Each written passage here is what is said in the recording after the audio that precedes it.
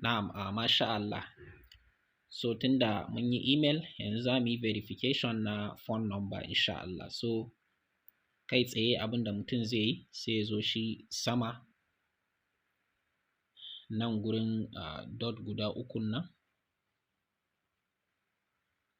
nan sai ya taɓa can sama kenan. In ya taɓa shi kamar haka ya buɗe mishi sai ya gangara ƙasa sai ya zo gurin profile gashi nan mai ɗan hoton kaman daga kafaɗa zuwa kan mutum sai a taɓa shi haka. So zai wuce kamar haka sai ka taɓa nan da aka sa phone number sai ka taɓa nan verify. In ka taɓa verify sai ka jira shi yayi loading. So a nan abin da za ka yi kar ka tura shi USA sai ka zo sai ka taɓa nan. In ka taɓa shi sai ka zaɓi Israel. In ka zaɓi Israel sai ka taɓa nan ƙasan da aka sa manual instructions.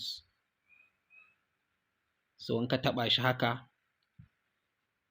sai ka tura ka sa layinka a wani waya da ka buɗe file ɗin sai ka tura saƙon, ka tura wannan lambobin guda huɗun nan zuwa wannan number tare da plus ɗin.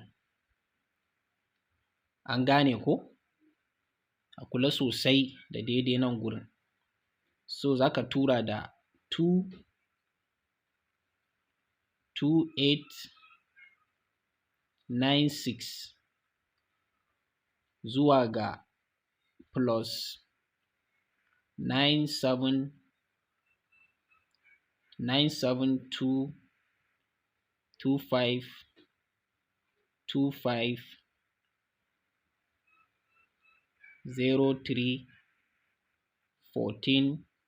972525031451. So sai ka yi sending.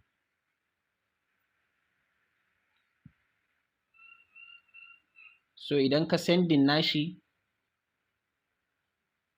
successfully ya nuna ma ya tafi akan layinka akan wani waya, ka ba shi kamar second 5 ko 10. So kamar haka. So sai ka zo sai ka taɓa ƙasan nan da aka sa I have sent text nan. An gane ko? So sai ka taɓa shi haka. So zai yi loading ya ce ma waiting for verification. Shikenan, ka gani? Your phone number is now successfully verified. Ka verifying phone number ka. Sai ka danna close.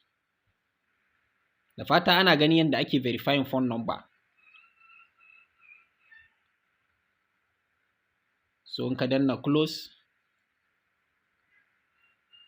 shikenan za ka ga phone number verified.